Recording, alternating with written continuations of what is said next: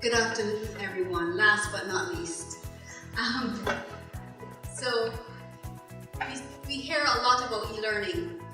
Many of us or many of you use e-learning, but I'm sure just before tertiary level, you would have been given lots of handouts, chalk and talk as it were, before you came to university or before you reached tertiary level.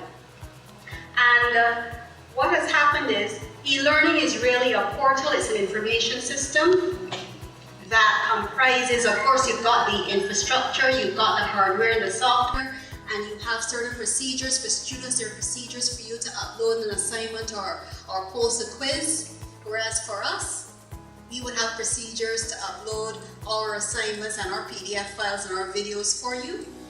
And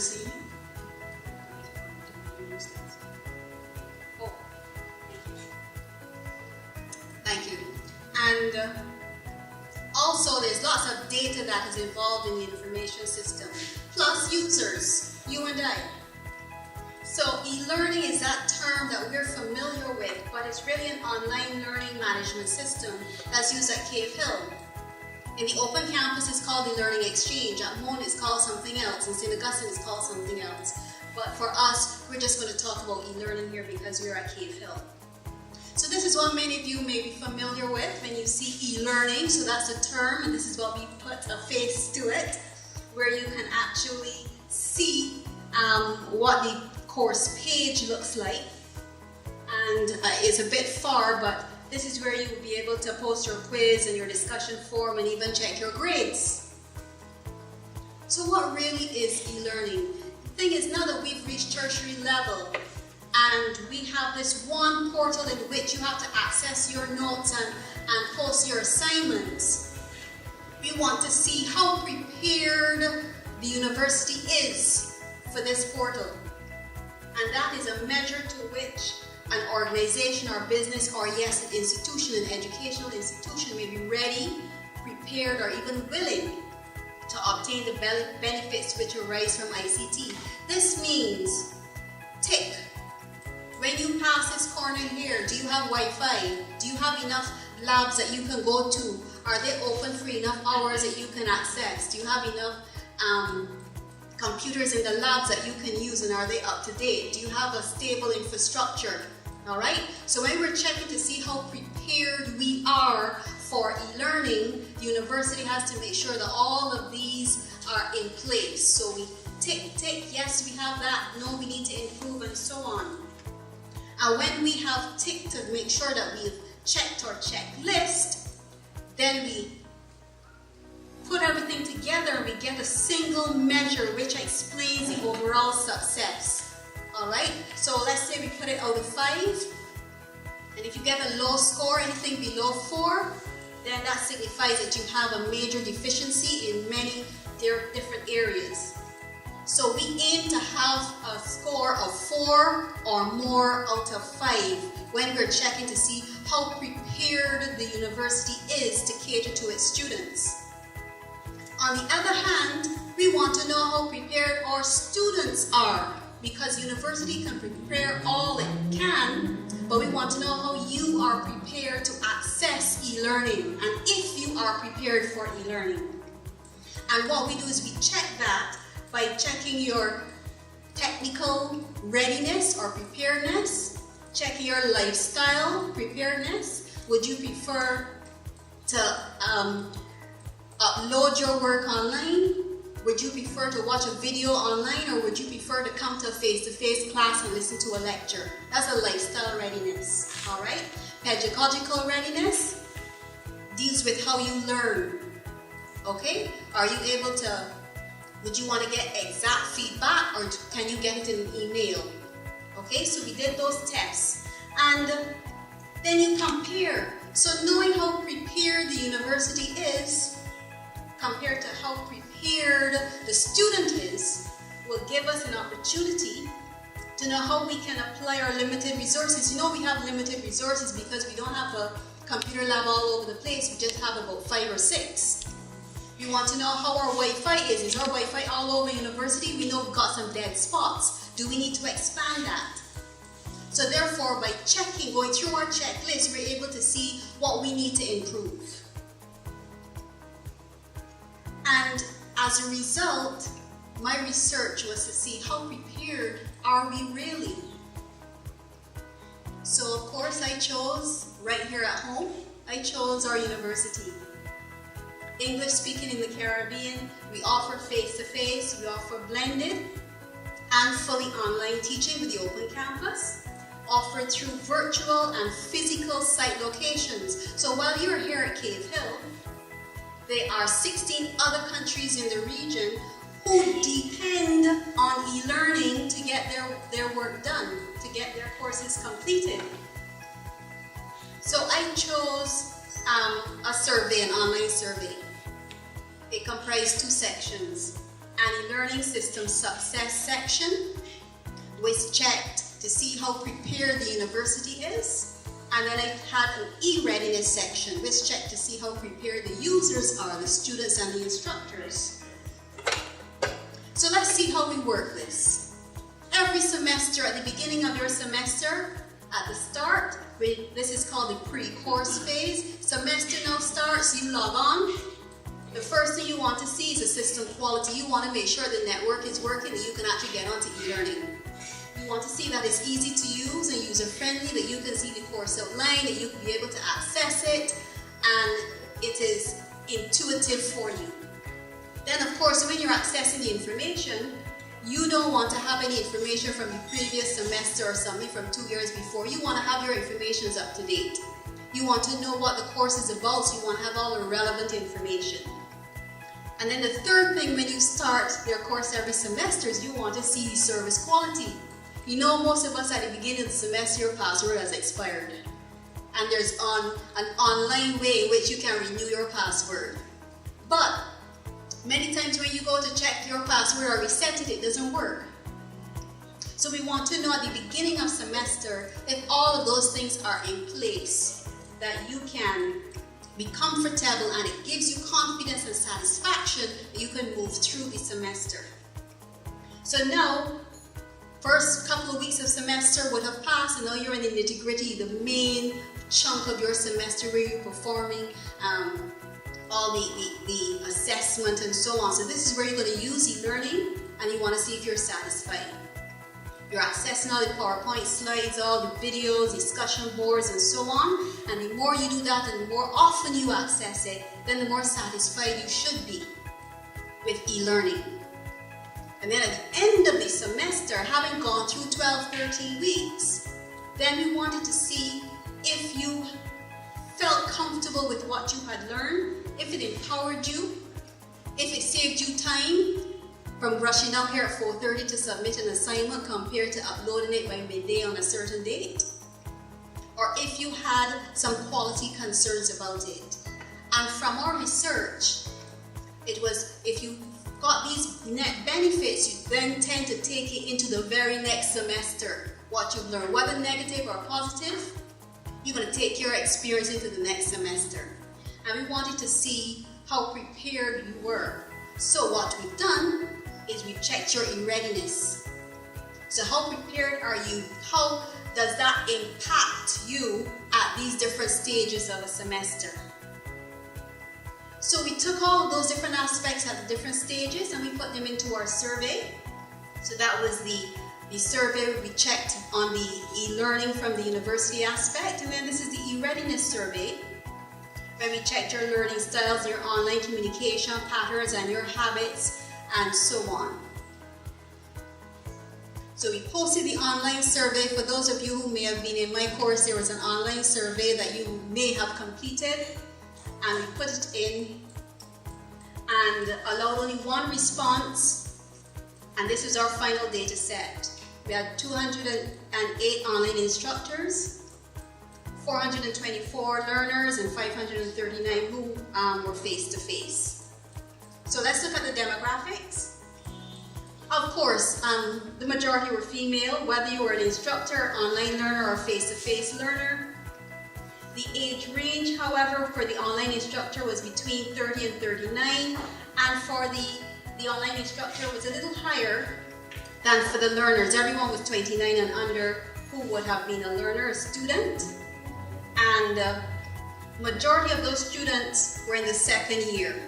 Interestingly, the university spends a lot of resources training in its instructors. So over 90% of its instructors were trained to use the online environment, trained how to use e-learning. But when it came to the online learners for the open campus, for example, only half of them did an online orientation. And for the face-to-face learners like you, there was no orientation. You got e-learning and you just tried to make sure that you knew how to figure it out. So let's take a quick look at some of the results. For the online instructors, they indicated yes, it was readily accessible. The internet connectivity was always there, but it wasn't really appealing. They just had to use it. The information that they used was relevant, of course, for their courses, but it wasn't exactly what they needed. We had some instructors who may want to use a video or want to put up something else, but they didn't know how to do so. They found the service quality was responsive and cooperative. So when they called someone, yes, they responded to them, they were very cooperative, but they weren't available when they had a technical problem. And many of you are aware that at hours of the night, when you have a technical problem, there's no one that would help you. When it came to using the system, they used it frequently, but they felt they were dependent on it, of course. They were online instructors. Regarding satisfaction, yes, they were pleased, but there was something not quite right. You know, they were missing a little bit based on satisfaction. And the instructors noted that it enhanced their teaching skills, but again, this dependence on the technology. When it came to the students, yes, they found it was easy to use. Yes, it was available. Again, they thought it was not appealing and not responsive. They went to download a PDF and it took a while, or the PDF never loaded, waiting for the file to load. The information was relevant, but it wasn't exactly what they needed. If they had an assignment, it wasn't exactly what could help them through the assignment. So they always found information on e-learning was lacking when it came to those important areas. For the service quality, again, it was responsive, but yet again, the common theme with the instructors, help desk, no help when they really needed it. Again, they felt dependent on it, and again, they weren't satisfied, same as the instructors. And in all, the students really thought that it saved time having to come down here to submit assignments. Uploading online, easy for them, and they appreciated that. However, they thought that it lacked contact with others because they felt lonely having to upload information. So how were our students and our instructors e-ready? How prepared were they? When we checked it, technical readiness, we all know. All of us here have a cell phone, and many of you, between 3 slides, you were looking at your cell phone, right? So everybody was technically connected, and you would expect that to be high. Look, 92% for the instructors, all over 85%. That was expected. But when it came to the lifestyle readiness, communication patterns, everybody wanted immediate responses compared to emails, for example. So they were lacking in that. 75% and above, were ready. And when it came to learning, would you prefer to come to campus to have a class or watch the video and be on your own? It was even less, about 73% up. Overall, we found that the face-to-face students were not as e-ready as the online students or the online instructors. Of course, they prefer the face-to-face environment. So what are the characteristics of our students and our instructors? How prepared were they? If you were prepared for the e-learning environment, then for one, you must have a dedicated network connection.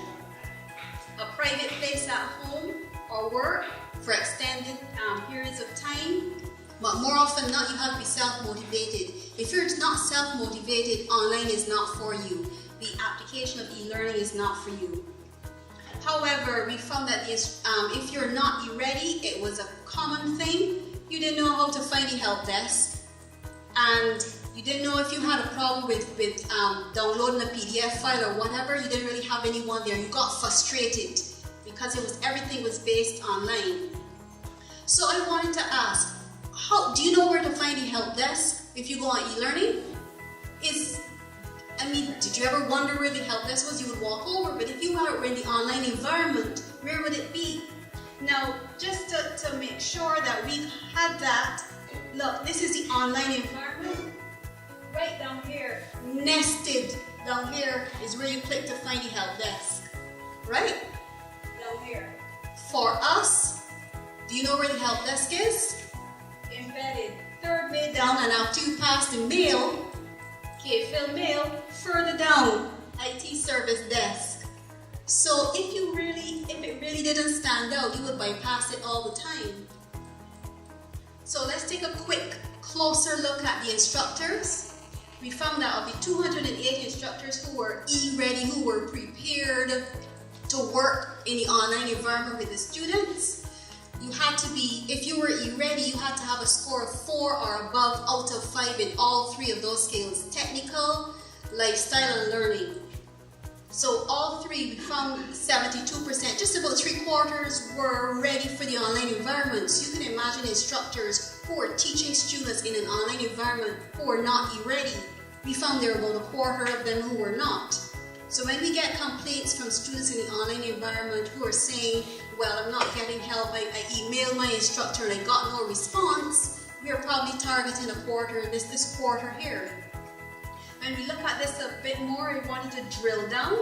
We found that 87% were e-tutors, so your tutors were the ones who were faltering. And then of the instructors, the e-tutors, they were around for a very long time and not even willing to improve themselves. So they come into class every week teaching, but not really improving themselves. And you know what their issues were? Inability to access the internet for substantial periods of time. If you can't get on the internet, how can you grade the students' work? If you can't get on the internet, how can you put up an assignment or check an assignment or respond to a student's email? And then if their laptops had an issue or PC gave trouble, not having persons or resources nearby to assist with a technical problem. And this one was really one that stood out. Not proactive in completing tasks ahead of time. So really when you have an assignment due, you should get your results within 2 weeks. So when you're not getting your results, your instructor can't get online to download your work to grade it because they're not ready, they're not prepared for the online environment. So when we decided, let's take a look a little more at our instructors, we found that the more e-ready they were, the more they were able to get through the phases. Look at this phase here. We found that we went here from 35% to 39%. This is just telling you the impact of e-readiness, the impact of being prepared. Okay? So here, the more e-ready they were, the more they would put the information on for you, and the more satisfied they were. The more satisfied the instructors were, and then they would get net benefits and improved. So we found here satisfaction really was impacted by being e-ready. And let's wrap it up. How prepared are we? When we look at this here with the open campus, of course, they're all based online. They are more prepared than anyone else. The students, 82%, lecturers, 90%. But what do they feel of their particular campus? They feel that their campus is 95% ready. I think that's good for the University of West Indies, that their colleagues and students think that their infrastructure is really doing well.